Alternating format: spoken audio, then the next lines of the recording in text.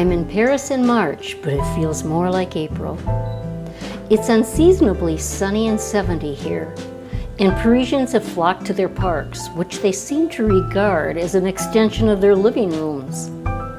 The parks are filled with hundreds of movable chairs, simple, comfortable, and well designed, as is so much in Paris. In the Tuileries Gardens near the Louvre, the large reflecting pools have drawn hundreds of people, relaxing alone or with friends in the early spring sunshine. The design of the Tuileries remind me why Paris is considered the most beautiful city in the world. The gardens are an intriguing mix of formal and informal, rows of meticulously pruned chestnut trees and geometric flower beds bordered by wide, hard sand walkways, simple and natural.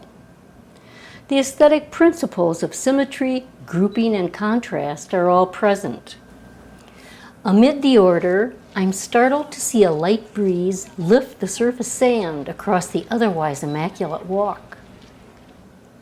Across the Seine and the Rodin Gardens, the expansive view across the pond to the museum is very pleasing.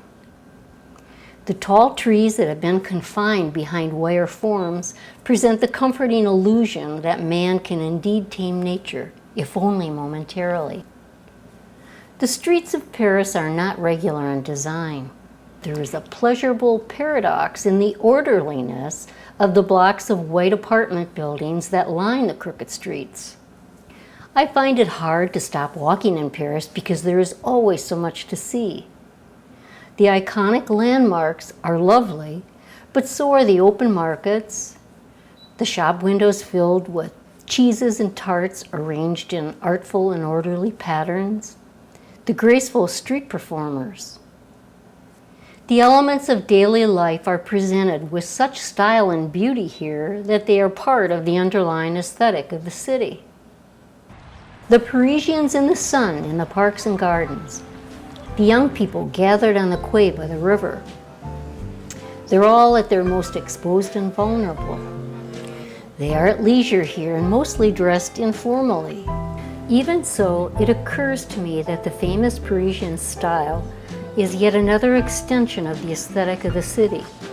The well-fitted jackets, skirts, and trousers offset by a distinctive accessory, often an artfully tied scarf, even on a warm day. The French are a mix of the expected and the unexpected, as is the city landscaping, the formal statuary that pops up in informal corner parks, the improbable golden gates on the cobbled streets of the right bank. Walking in this lovely city simply makes me happy, especially on a sunny March day that feels for all the world like April in Paris.